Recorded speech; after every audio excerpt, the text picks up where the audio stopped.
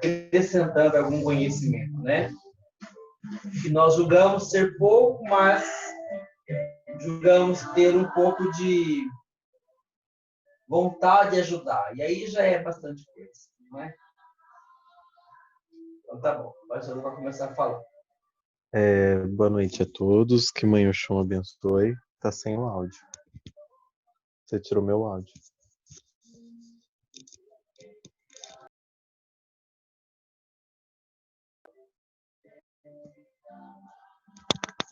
Boa noite a todos. Isso aí? Todo mundo tá ouvindo ele falar, gente?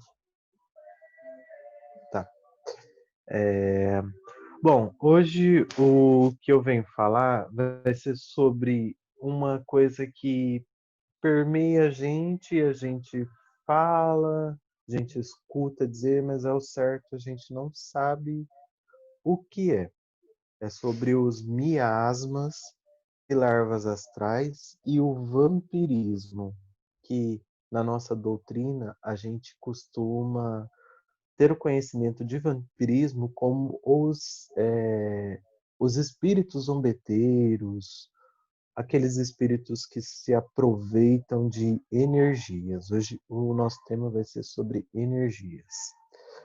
Então, é assim, eu pesquisei a definição de miasma pela literatura é vibração de cunho negativo constante. É uma coisa que não cessa.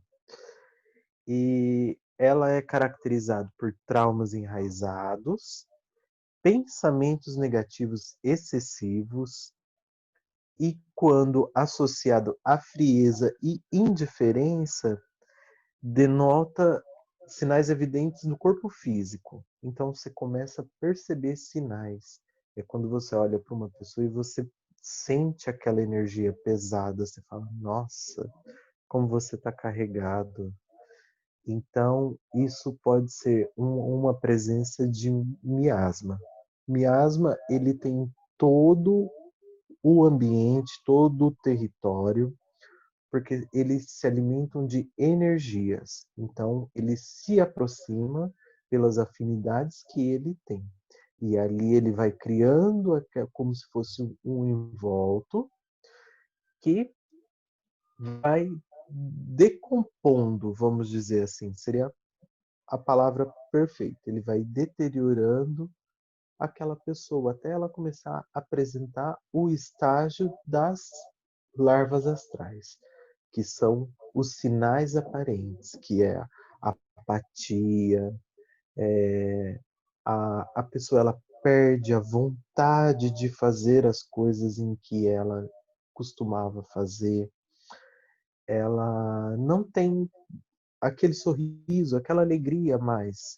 Então, isso são caracterizados por influências negativas e influências de espíritos negativos. Dentre que o vampirismo ele é a absorção por um desencarnado. Então, uma pessoa que ela desencarnou pode ser um parente, um amigo, ou às vezes algum espírito que tem afinidade com aquela elevação vibratória, então ele se aproxima e ele vai começando aos poucos, ele começa a trabalhar como se ele começasse a tecer uma teia aos poucos, e daí a pessoa ela vai começando através de sinais, ela vai começando a alimentar, porque o nosso corpo ele vai emitindo ondas, e essas ondas elas podem ser sentidas por esses espíritos. Por isso que a gente sempre costuma, nas nossas lives, a gente falar sobre afinidades. Eu tenho afinidade com fulano, por isso vocês têm algo compatível que os aproxima. Então, os espíritos, não que esses espíritos sejam 100% ruins, não. São espíritos que eles estão ainda equivocados no que estão fazendo, ainda precisam de despertar para o caminho e precisam de uma ajuda. Mas quem vai ajudar? Nós, como encarnados, a gente, quando se sente num padrão vibratório baixo, você tem que elevar o seu padrão. Porque quanto mais baixo, mais você vai se aproximar da classe de espíritos em que você está dispersando essa energia. A definição pela literatura das larvas astrais é a seguinte: as larvas astrais é o estágio em que as energias negativas densas já se encontram instauradas, causando no ser humano a base de um ímã para a absorção de mais energias negativas e assim nutrindo essas larvas astrais. Então, no caso, o miasma é o primeiro estágio. O segundo estágio é as larvas astrais. É como se fosse a disseminação. Então, nesse caso de larvas astrais, é quando você percebe os sinais. A gente costuma falar que é os sinais e sintomas do paciente, da pessoa. Então, é quando ele começa a apresentar a fase apática, fria, não tem disposição, não se alimenta corretamente, ele entra num processo depressivo. As pessoas em que desencadeiam 90% da depressão é de conotação espiritual, levando ao físico, né?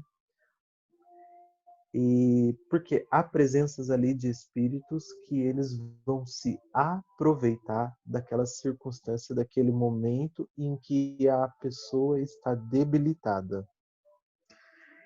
Então, existem pessoas que, como foi dito aqui, base de um imã, são pessoas que ela fala assim: nossa, parece que tudo de ruim acontece comigo. Parece que eu atraio coisa ruim. Não é que você atrai coisa ruim, é porque provavelmente você já deve estar nesse estágio com algum tipo de larva astral ali absorvendo a sua energia, a sua carga. Aí, como modifica, né? Porque a gente já falou sobre miasma, já falou sobre as larvas astrais, agora como que a gente modifica isso? O processo é mental de reforma íntima, mudança nos hábitos, na alimentação, na dieta, procurar fazer alguma atividade em que se ocupe a mente, algo que seja positivo, né? Mas aí não pode procurar algo também que vai continuar alimentando. Você tem que trabalhar os processos, que às vezes são processos enraizados, como o ódio, o rancor, a raiva. Então você tem que buscar positivar esses sentimentos, procurar ajuda tanto espiritual, se for necessário, buscar uma ajuda profissional, porque existem profissionais especializados para trabalharem esse tipo de sentimentos. Então, quanto maior você elevar o seu padrão de pensamento, o seu padrão vibratório, você está buscando uma carga positiva. Você está buscando se positivar. Quanto mais positivo, mais difícil será desses espíritos, dessas larvas astrais, dos miasmas, eles conseguirem permear aquela rede que já está ali instaurada. Então, é como se a pessoa estivesse num casulo. A partir do momento em que esse casulo ele começa a trincar, você começa a dar espaço para o novo. Que é, usando um exemplo básico aí, da borboleta. Existem estágios até chegar ao estágio do casulo para ela se tornar um novo ser. E é isso que acontece. É, Agora eu vou falar um pouquinho do que é vampirismo, porque o vampirismo, ele tanto pode ser encarnado quanto desencarnado. Existem essas duas classificações de vampirismo, o encarnado e o desencarnado. Eles são basicamente pessoas que se alimentam de energia espirituais. Eles vivem do nosso lado, são pessoas que sugam a nossa energia ou do ambiente aonde estão. E sempre uma coisa importante, a maior forma de um vampiro energético, vamos dizer, é a forma inconsciente. É quando a pessoa ela está inconsciente. Então esse processo mental, muitas das vezes, ele vai acontecer no momento em que a pessoa estiver dormindo. Por quê? É o momento propício para eles absorverem essas energias, instalarem pensamentos e é o momento em que eles têm ali para trabalhar. No caso, o vampiro encarnado, ele pode ser qualquer pessoa. Qualquer pessoa. Desde que a sua natureza ela esteja num padrão baixo, esse padrão baixo vai gerar esse vampirismo. Por quê? Porque ele vai absorver. Automaticamente, o seu corpo vai funcionar como um imã. Ele vai começar a atrair. Mas assim como ele atrai, há vampiros que dispersam essa energia.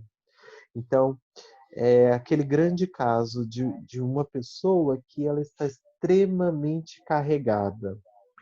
Quando nos nossos trabalhos a pessoa ela chega carregada, nem sempre é um espírito zombeteiro que está ali, nem sempre é um espírito, um Exu ou uma coisa mandado.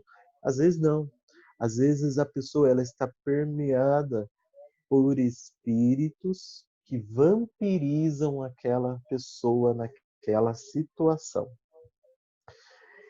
Então, é assim, a melhor forma de você neutralizar, você não permitir que eles continuem se utilizando dessas energia e modificando, harmonizando essas energias, são elementos bem básicos, coisas do nosso dia a dia, como o sorriso, muito importante, porque a partir do momento em que você sorri, você dispersa energias positivas.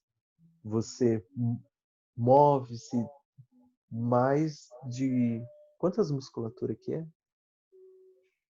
Acho que mais de 24 músculos. Eu acho, eu não me recordo, mas são muitos músculos faciais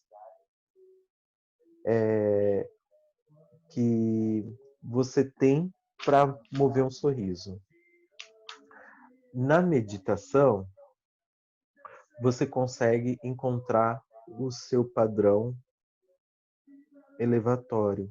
É onde você entra na sua forma inconsciente, que você eleva o seu padrão até os seus mentores, aos espíritos de luz, aos seus orixás, pedindo a eles que te recarreguem a sua energia. Outra forma também é que esses espíritos, eles falam ao vosso ouvido no momento inconsciente. Sabe, cada pessoa ela tem que discernir aquilo que está sendo falado do que pode ser feito. Então você não pode deixar dar atenção ao que esses espíritos falam, porque eles falam constantemente ali, ó, constantemente. Cuidar do bem-estar, que também é uma coisa que faz parte do sorriso, da meditação, é quando você cuida de você.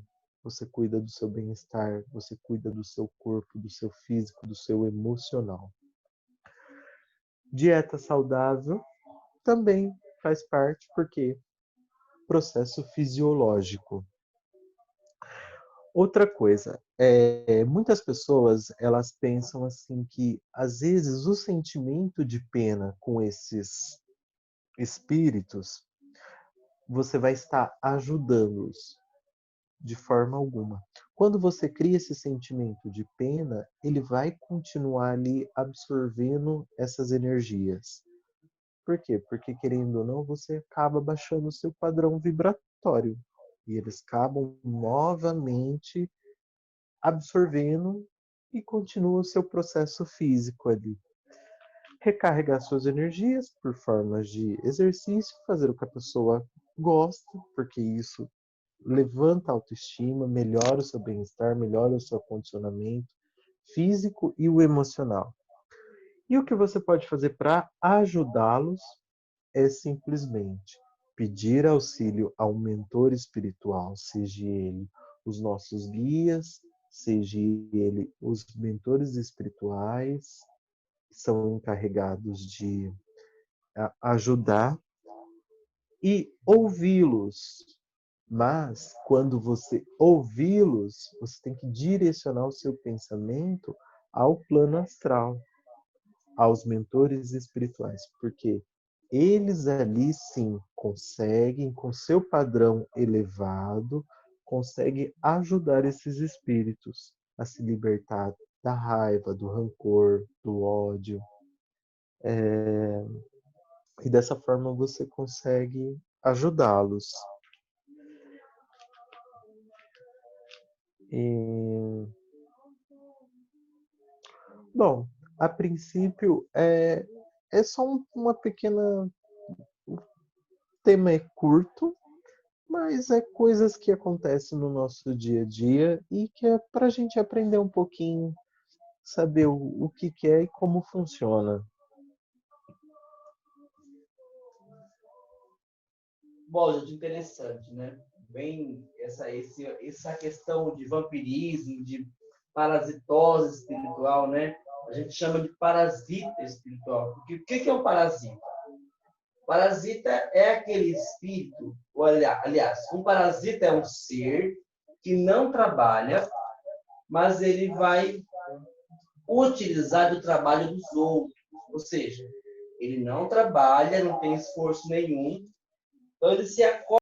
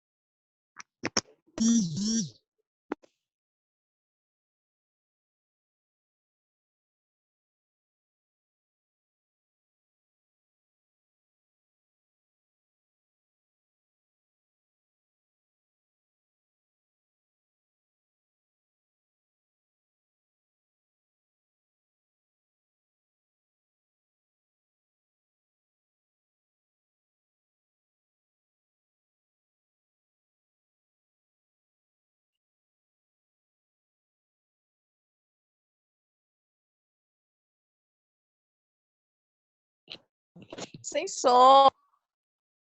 Não tô escutando nada.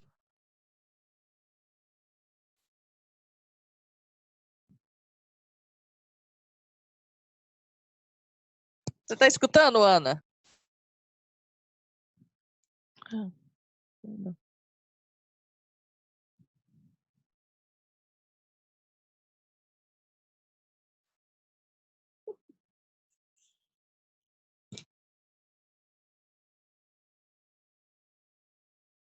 Acho que é só o pernil que tá sem som.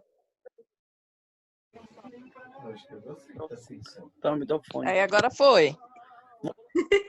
Deu pra ouvir agora? Ouviu? Começa de novo. Beleza. Aham.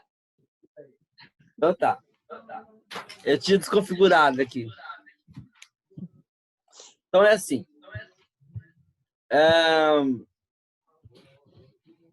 Eu tinha falado assim, que a parasitose A parasitose, né?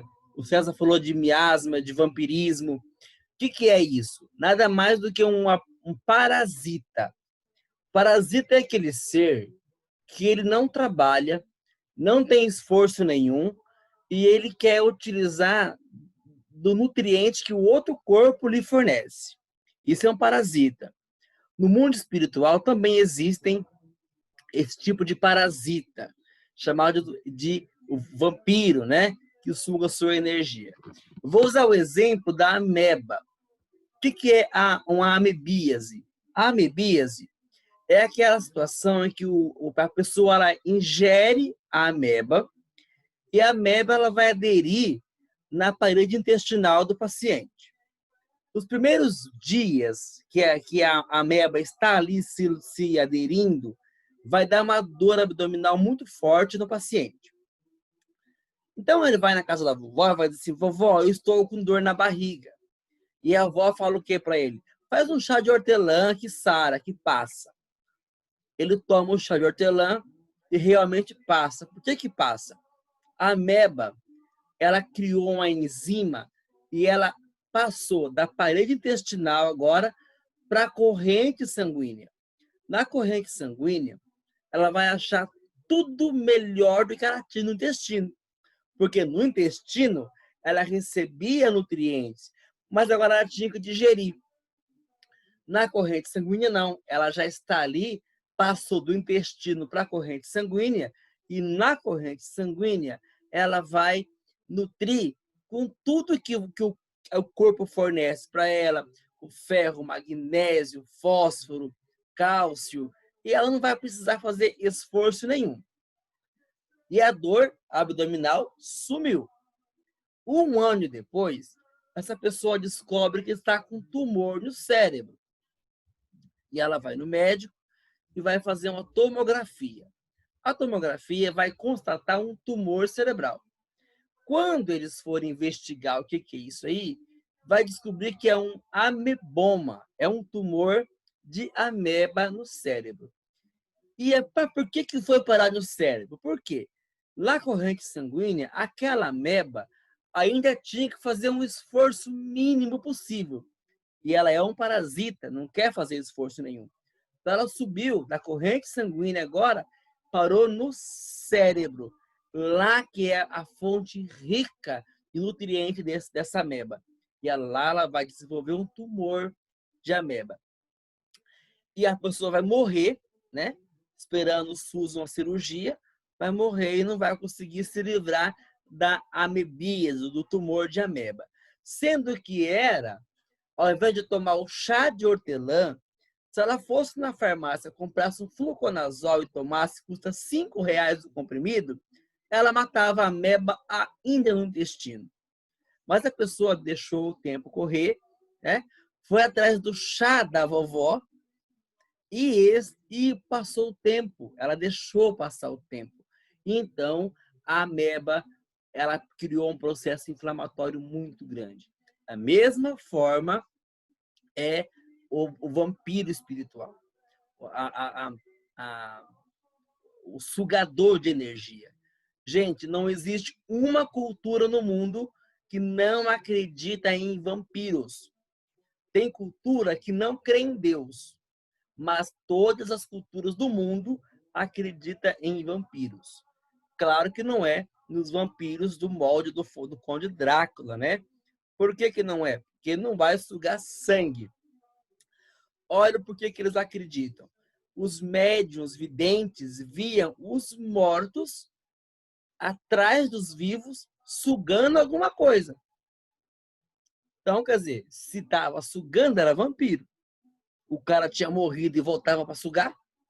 Então, todas as culturas acreditam no vampirismo.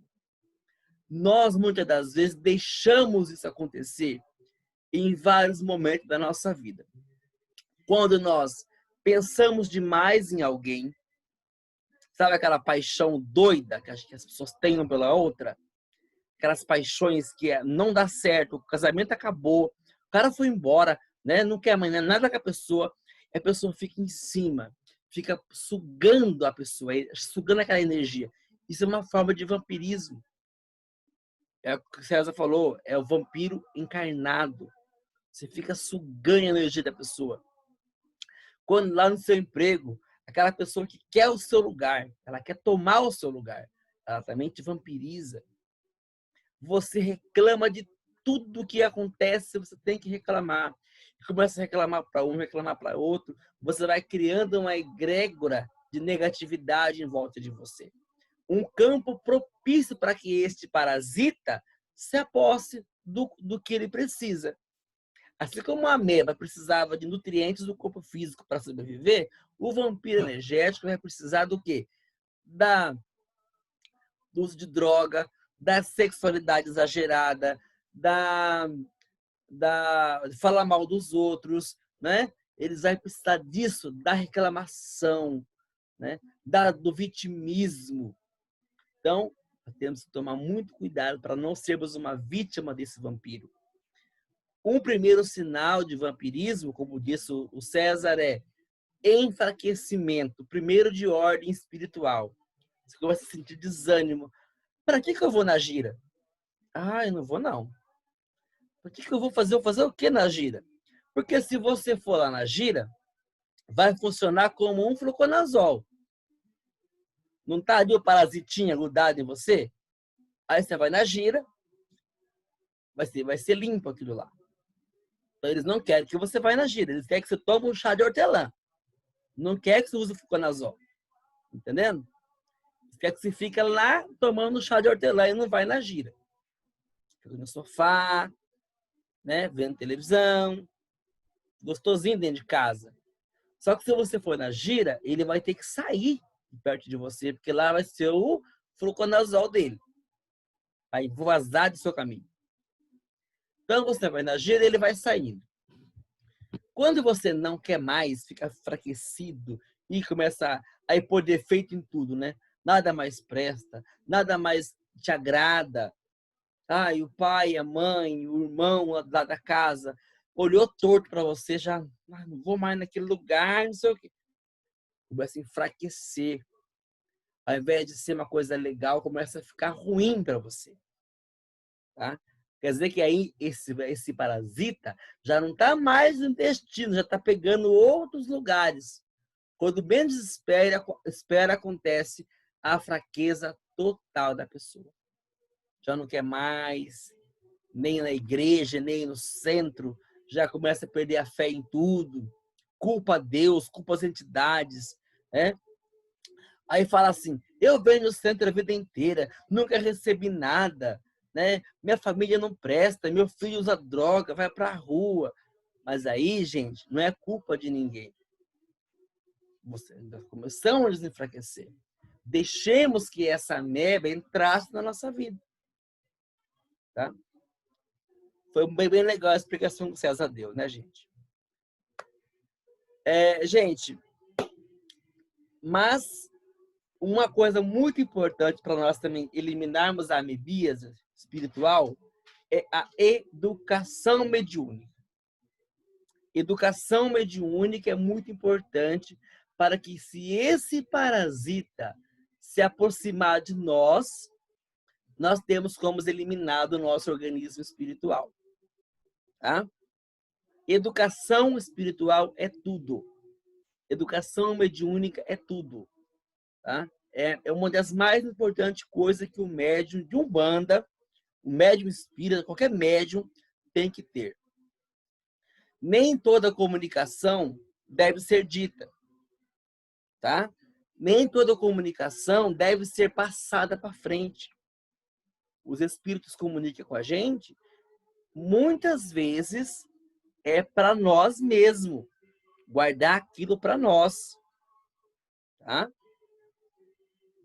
O espírito veio, me deu uma comunicação e eu falei.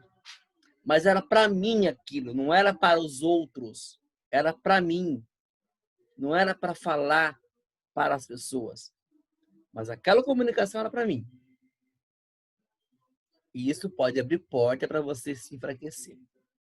Então, tem que pesar bem a mão se aquela comunicação é para todo mundo ou é para mim. Isso é uma parte de educação.